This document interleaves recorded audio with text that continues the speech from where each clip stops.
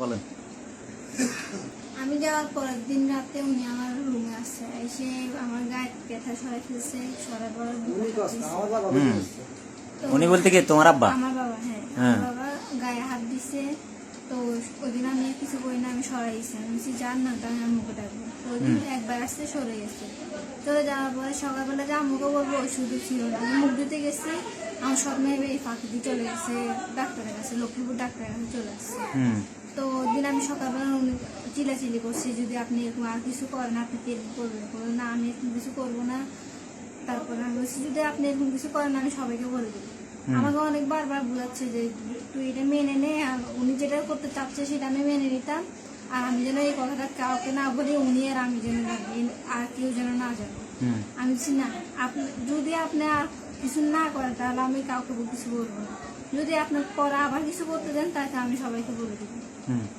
তখন আমার হাতে পানি ধরছে, না তো যা লাগে, যত কিছু লাগে, যত দামি জিনিসে লাগে তুই আমাকে বলিস।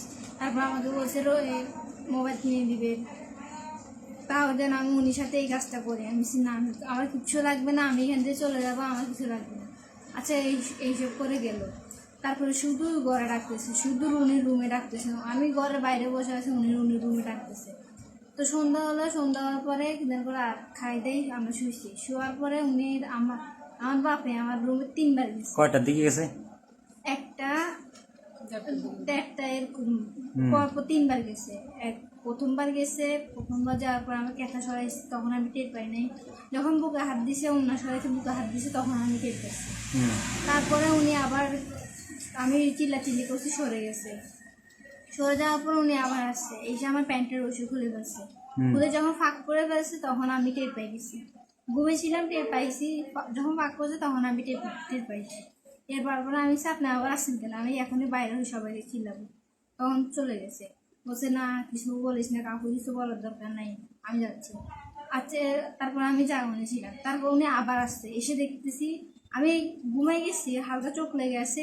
পরে চোখ খুলে দেখতেছি উনি পাশে শুয়ে আছে, উনি হাত আমার বুকের মধ্যে। তারপর আমি টের পেয়ে, তখন আমি সরাইছি। এরপর 3 বার গেছে। তারপর দিনে সকাল থেকে কাউকে কিছু বলি নাই।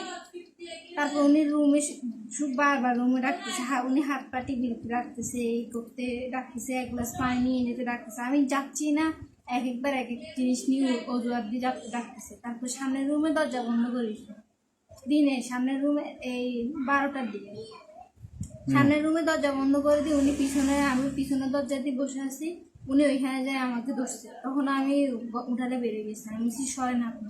তারপরে যাই আমি আমার ছোটো চাচিকে বলে গেছি, ছোটো চাচিকে বলছি, আর ছোটো চাচি যাই বড় জেঠিকে বলছে, বড় জেঠি, তারপরে জ্যাঠা জেঠিদের সবাইকে বলছি। আচ্ছা।